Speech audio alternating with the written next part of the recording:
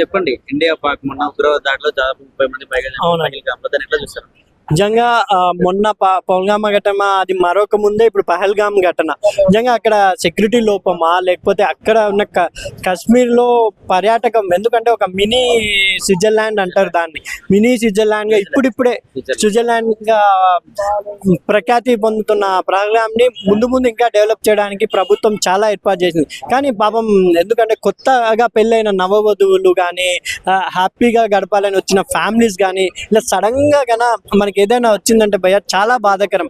అది ఎవరైనా సరే కంపల్సరీ వాళ్ళని నరకాలు కాదు, ప్రాణంతో ఉంచి మెయిన్ పార్ట్ కోసి, అంటే వాళ్ళు బతుకంటే ఏందో తెలిసేలా చేయాలని నా అభిప్రాయం. ఇంకా మోడీ గారు అండ్ ప్రభుత్వం స్పందించింది. ఆల్రెడీ పాకిస్తాన్ బలగాల్లో ఉన్న మన సెక్యూరిటీ జెండాలను కూడా వాళ్ళు తీసేయడం జరిగింది కాబట్టి పాకిస్తాన్ జెండాలని అక్కడ బార్డర్లో ఇంకా చాలా మంది పాకిస్తాన్ జవాన్లు, ఆర్మీ జవాన్లు కూడా అక్కడ నుంచి వెళ్ళిపోవడం కూడా జరిగిందంటే ఇండియా అంటే అంత భయం ఏర్పడింది. ఇంకా ఫ్యూచర్లో ఇలాంటి సంఘటన లేకుండా ఇండియా ఇంకా ముందు ఉండి పాకిస్తాన్ చర్యలు లేకుండా అసలు అక్కడ ఉన్న ఆర్మీని మొత్తం నాశనం చేయాలని నా అభిప్రాయం. మోడీ తల లేకుండా చేస్తామని మోడీ తల పక్కన పెడితే ఫస్ట్ ఆంధ్రప్రదేశ్ కానీ తెలంగాణ కానీ ఇక్కడ మొత్తం ఇండియా మొత్తం ఉన్న ప్రజలు చాలండి మోడీ గారి కోసమే అందరు వెయిట్ చేస్తున్నారు. జస్ట్ యుద్ధం ప్రకటించండి, అందరూ పాల్గొనండి అంటే ప్రతి ఇంటికి ఒక్కరు కాదు, ఇంటికి 2-3 అయినా వెళ్ళి అక్కడ పాకిస్తాన్ బోర్డర్లో కొట్లాడడానికి రెడీ ఉన్నారు. ఎందుకంటే ఆ సంఘటన ప్రతి ఒక్క ఇంట్లో అంత బాధాకరం చేసింది. ఎందుకంటే ఆ ప్లేస్లో తమను తాము ఊహించుకుంటున్నారు. ఎందుకంటే 4 ఫ్యామిలీతో వెళ్ళినప్పుడు కన్నా తండ్రి వాళ్ళ చిన్న పిల్లల మీద చనిపోతే ఆ బాధ ఊహించనితం. ఇక్కడ క్యాష్ ఫీలింగ్ అని లేదు, అందరూ ముస్లిమ్స్ కానీ హిందూస్ కానీ అందరూ రెడీ ఉన్నారు. ఇండియన్ ముస్లిమ్స్ కానీ ఇండియన్స్ ఎవరైనా ఇండియన్స్ ఉన్నారో వాళ్ళు కూడా బయటకు వచ్చి మోడీ గారికి ఇదే ప్రకటించారు, మీరు కన్నా యుద్ధం ప్రకటిస్తే మేము ఇంటికి ఒక్కరైనా వస్తాం, నిజంగా మాకు ఒక ఛాన్స్ అండి, పాకిస్తాన్ నామరూపంలో చేస్తాం. అంతెందుకంటే ఇస్లాం కంట్రీ అంటారు కదా, పక్కనున్న దుబాయ్, ఇది మస్కట్, అరేబియన్ కంట్రీస్ కూడా ఇండియాకే సపోర్ట్ ఇస్తున్నారు. అంటే అక్కడున్న ఇస్లామిక్ కంట్రీస్ కూడా ఇండియాకే సపోర్ట్ ఇస్తున్నారు. ఎందుకంటే ఇస్లామిక్ విధంగా వాళ్ళు అనుసరించలేదు కాబట్టి, ఇస్లాం వ్యతిరేకంగానే చేస్తారు కాబట్టి వాళ్ళు పాకిస్తాన్ కంపల్సరీ లేపాలని ఆల్ కంట్రీస్ మనకు సపోర్ట్ చేస్తున్నారు. కాబట్టి సామాన్య ప్రజలు కూడా చనిపోయే ప్రమాదం చాలా. సామాన్య ప్రజలు అంటే వాళ్ళు ఆలోచించలేదు కదా, ఇప్పుడు ఇక్కడున్న ప్రజల్ని వాళ్ళు తీసుకోలేదు. ఆల్రెడీ ఇక్కడ మర్యాదపూర్వంగా ఇక్కడున్న నివసిస్తున్న పాకిస్తాన్ వాళ్ళని వెళ్ళిపోమన్నారు గవర్నమెంట్. ఆల్రెడీ వాళ్ళు బార్డర్ దాకా వెళ్ళి వచ్చేసారు, అక్కడ వాళ్ళు ఓపెన్ చేయలేదని. కానీ అయినా ఇక్కడ ఏమి చంపేలేదు కదా ఎవరిని. ఇండియా ఏంటంటే ఒక సిస్టమేటిక్గా తన జోలికి ఎవరు రాకుండా చూసుకుంటూ కాపాడేది. కానీ ఇండియన్స్ని అలా చేస్తే ఎవరికైనా కోపం వస్తుంది కదా. అక్కడ గవర్నమెంట్ కూడా చర్చకు రాలేదు ఇంతవరకు, మోడీ గారితో కానీ ఎవ్వరు చర్చకు రాలేదు. ఒక చైనా తప్ప మొత్తం ప్రపంచంలో ఐక్యరాజ్య సమితి దేశాలు అన్ని ఇండియాకే సపోర్ట్ ఉన్నాయి కాబట్టి నిజంగా ఐక్యరాజ్య సమితి అనేది న్యాయమో ఏదో చెప్తుంది ప్రతి ప్రపంచాల దేశాలకి. అలాంటి ఐక్యరాజ్య సమితి కూడా ఇండియాకే సపోర్ట్ ఉంది కాబట్టి నిజంగా వచ్చే ఫ్యూచర్లో పాకిస్తాన్ కనబడకపోవచ్చు అని నా అభిప్రాయం. చెప్పండి, పాకిస్తాన్ ఏదైతే పాకిస్తాన్ తీవ్రవాదులు దాదాపు జమ్మూ కాశ్మీర్ పైగా 30 మంది పైగా చంపేసారు, దీన్ని ఎట్లా చూస్తారు? బ్రో, ఫస్ట్ నా పేరు ఏం పేరు అంటే అర్జున్ సిగ్మా నా పేరు. నేనేమనుకుంటున్నానంటే పాకిస్తాన్కి ఇండియాకి యుద్ధం అయితే జరుగుతుంది, ఇది కన్ఫర్మ్. కానీ ఎంత మేరకు జరుగుతుంది అని అంటే పిఓకేని ఆక్యుపై చేసుకునేంత మేరకు మాత్రమే యుద్ధం జరుగుతుంది, అణుయుద్ధం అయితే జరగదు. ఒకవేళ వాళ్ళు గాన అణుయుద్ధం ప్రకటించి మన మీద ఒక చిన్న అనుభవం వేసినా దాని పర్యవసానం అనేది మహా దారుణంగా ఉంటుందని వాళ్ళకి తెలుసు. ఈ విషయంలో చైనా ఎంత సపోర్ట్ చేసినా యూజ్లెస్. అమెరికా చెప్పింది వాళ్ళకి, మీరు కానీ యుద్ధం కానీ ప్రకటించుకుంటే మీరుకే ఎక్కువ నష్టం జరుగుతుందని చెప్పింది. రష్యా చెప్పింది. అయినా సరే వాళ్ళు ఎందుకు మోటివేట్ అవుతున్నారంటే, ఫస్ట్ ఆఫ్ ఆల్ వాళ్ళకి తెలుసు మనం పీఓకేని ఆక్యుపై చేస్తామని, పీఓకేని దాటి మనం అక్కడికి పోవని తెలుసు. ఈలో మనం ఇప్పుడు కానీ ప్రతిఘటించకపోతే వాళ్ళ ప్రజల దృష్టిలో వాళ్ళు జోకర్లా మిగిలిపోతారు. మేబీ దానివల్లే ఇది జరుగుతుంది అని నాకు అనిపిస్తుంది. ఖచ్చితంగా జరుగుతుంది, యుద్ధం అయితే జరుగుతుంది. అంటే యుద్ధం జరిగిన తర్వాత ఆర్థికంగా ఏమన్నా ఇబ్బందులు అయ్యే ఛాన్స్ ఏమన్నా ఉందా ఇండియాకి?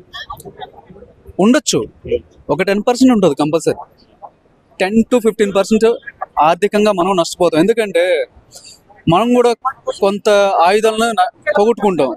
సో మీకు తెలిసిందే కదా, ఆయుధాలు అంటే మనం కొనుక్కుంటున్నాం, తయారు చేసుకునే తక్కువ, రష్యా నుంచి తీసుకుంటున్నాం. సో ఖచ్చితంగా మనకు ఆర్థిక నష్టం అనేది జరుగుతుంది.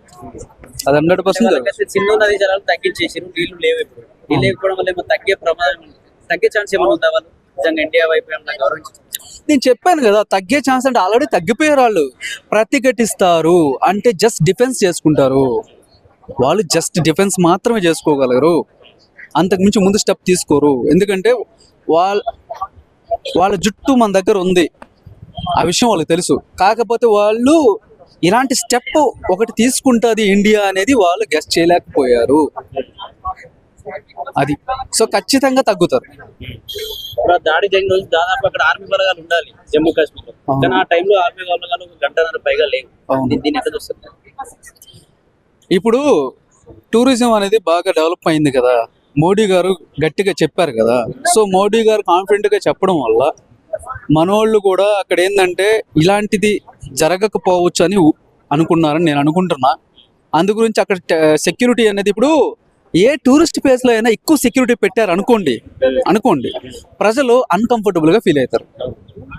వచ్చింది ఆ ప్లేస్ ని చూడడానికి, సో దాన్ని మొత్తం నిండా మన సోల్జర్స్ నిండిపోయారు అనుకో, అది అన్కంఫర్టబుల్. ఇప్పుడు మనం ఈ ప్లేస్కి వచ్చాం, ఈ పార్క్ లో ఎక్కువ పోలీసులు కనిపించారంటే మీకు ఎలా ఉంటుంది?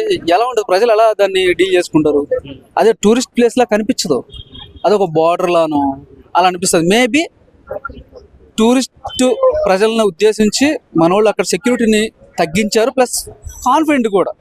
అంటే మోడీ గారు చెప్పారు కాబట్టి మోస్ట్లీ ఇలాంటి ఏ ప్రాబ్లమ్స్ జరగకపోవచ్చు అనేసి. పెద్ద యుద్ధం రాబోతుంది అనుకోవచ్చా? పెద్ద యుద్ధం రాబోతుంది అనుకోవచ్చా? 100% యుద్ధం జరిగిన నాకు తెలిసి 1 వీక్ లో POK మనం ఆక్యుపై చేస్తాం. యుద్ధం అయితే జరుగుతుంది. అమాయకుల్ని అంటే కొంత సంబంధం లేని వాళ్ళని, ఆడవాళ్ళని మెడికల్ గా ఉన్న వాళ్ళని కూడా పంపించడం అమాయకులు అంటున్నారు కదా మీరు, వాస్తవమే. ఇప్పుడు అక్కడ పాకిస్తాన్ ప్రజలందరూ ఎదవలు కాదు. మనం ప్రజలను ఎప్పుడు కూడా మనం ఎదవలని చెప్పకూడదు. మనం ఇప్పుడు మనం ఇక్కడ అంతే, వాళ్ళకు కూడా వాళ్ళు ఉన్నెసెంట్సే వాళ్ళు కూడా.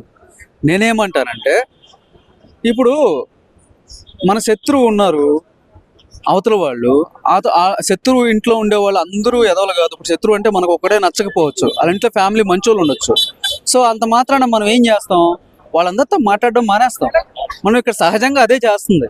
ఇక్కడ ఉండే వాళ్ళని సహజంగానే మనం పంపిస్తున్నాం. వాళ్ళ మీద కోపం కాదు, వాళ్ళ అమాయక ప్రజలు మమ్మల్ని ఇండియా అటు చేసేసింది, అటు దోచేస్తుంది, మేము ఇక్కడ దానికి వచ్చాం, మెడికల్ వచ్చాం, అయినా సరే మా మీద కనికరం కనికరం ఎక్కడి నుంచి చూపిస్తుంది? దెబ్బ తగిలింది ఎవరికి? ఏ దేశ ప్రజలు నష్టపోయారు? సో మోస్ట్లీ సో కంపల్సరీ తోసేస్తారు, మన వాళ్ళైతే బయట తోసేస్తారు. అది సమంజసమే నా దృష్టిలో. పహల్గామ్ లో జరిగిన దాడి ఎంత చూస్తారు? తప్పకుండా పెహల్గామ్ లో జరిగిన దాడిని చాలా సార్లు పదే మేము నిరసన తెలియజేస్తూ మరి ఖండిస్తూ వస్తున్నాము. అదే విధంగా ఇలాంటి సంఘటన అనేది మళ్ళీ పునరావృతం కావద్దు అని అంటే తప్పకుండా ఇండియా కఠిన చర్యలు తీసుకోవాలి. తప్పకుండా యుద్ధం చేస్తేనే బాగుంటుంది. యుద్ధం ఇప్పుడు కాకుండా ఎప్పుడు అనే ఒక ప్రజలైతే కోరుకుంటున్నారు. అంటే కొందరు సామాన్య ప్రజలు కూడా చనిపోయే ప్రమాదం ఉంటుంది.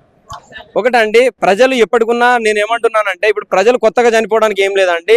ఆల్రెడీ ప్రజలు బిక్కుబిక్కుమంటూ చస్తూ బతుకుతున్నారు. ఎందుకనంటే ఇప్పుడు గతంలో మనం గూగుల్ చాట్ లో బాంబు పేలుళ్ళు జరిగినాయి, అదే విధంగా దిల్సుఖ్ నగర్ లో బాంబు పేలుళ్ళు జరిగినాయి, అదే ముంబై హోటల్లో బాంబులు పేలు జరిగినాయి, అదే విధంగా పుల్వామా కానీ, అదే విధంగా ఇప్పుడు పెహల్గామ్ కానీ, రేపు ఇంకొకడ ఎక్కడైనా జరిగే అవకాశాలు ఉంటాయి. సో ఇప్పుడు కొంతమంది ప్రాణాలను చూసుకుంటే మనము దేశాన్ని కాపాడుకోలేమండి. సో దేశాన్ని ఓవరాల్ గా దేశం అంటే ప్రజలు కూడా ఏమంటున్నారంటే ఈరోజు దేశం కోసం మా ప్రాణాలైనా అర్పిస్తామంటున్నారు. అంటే ఇండియానే భయపడతాం, మోడీ తల లేకుండా చేస్తామని మాట్లాడుతున్నారు పాకిస్తాన్. ఏం చెప్తారు?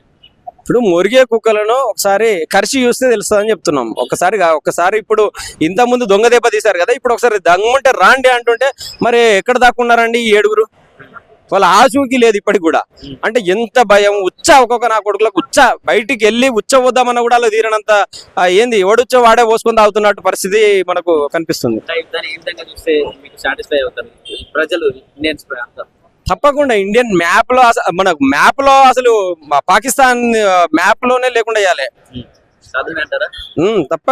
తప్పకుండా సాధ్యమైందండి. చాలా మంది కూడా ఏమంటున్నారంటే పాకిస్తాన్ చాలా చిన్న దేశం, దాంతో ఏం కాదు, మనకున్న ఆర్మీ వ్యవస్థ పెద్దది, మనకు అన్ని బలాలు ఉన్నాయి, అన్ని విధంగా ఆయుధాలు ఉన్నాయి అంటున్నారు.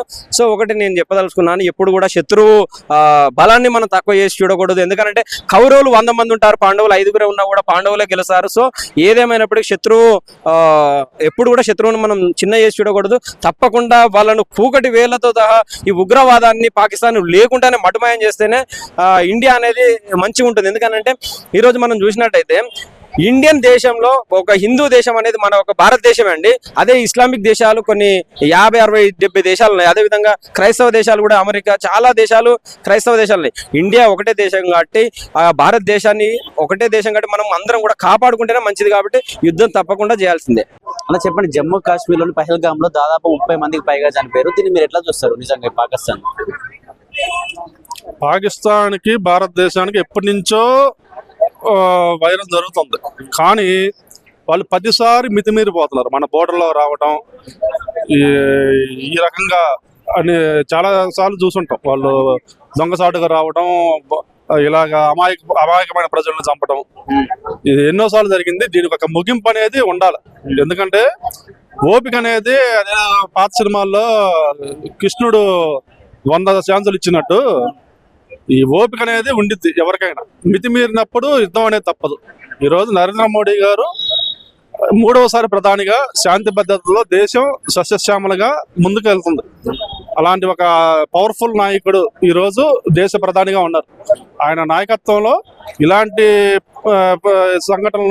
దుర్ఘటనలు జరగడం చాలా బాధాకరం. దీనికి ప్రతీకార చర్యలు త్వరలో ఆల్రెడీ జరుగుతున్నాయి. నరేంద్ర మోడీ గారు ఊరుకునే వ్యక్తి కాదు, బదులు సమాధానం చెప్పే వ్యక్తి. ఆర్థికంగా ఈరోజు మాక్సిమం పాకిస్తాన్ ఆర్థికంగా కుప్పకూలిపోయింది.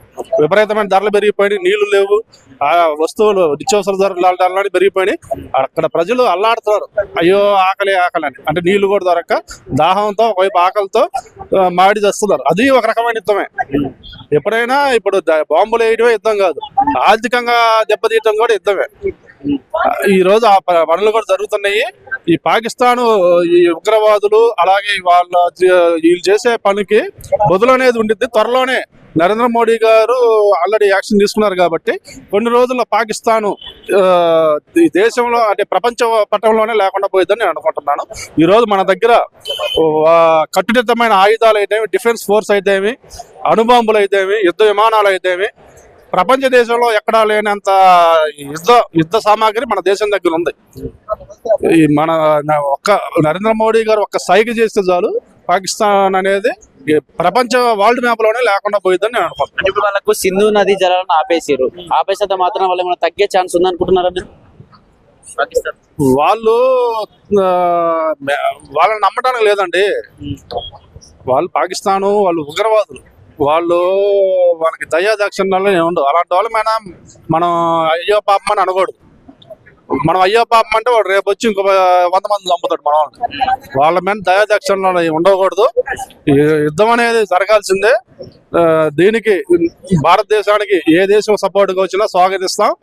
మన శత్రువు ఈ ఉగ్రవాదులు ఎవరైతే పెంచి పోషిస్తున్నారో ఆ దేశం, ప్రతి ఒక్క దేశం, బంగ్లాదేశ్ అయితేమి, పాకిస్తాన్ అయితేమి, ఏ దేశం అయితే ఉగ్రవాదాన్ని పెంచి పోషిస్తుందో వాళ్ళంతా శత్రువులే.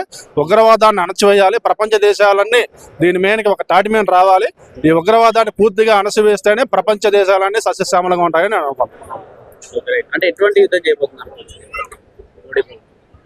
ఈ ఉగ్రవాదులు పెంచి పోషించే దేశాలను అసలుకి వరల్డ్ మ్యాప్ లోనే లేకుండా చేయాలండి.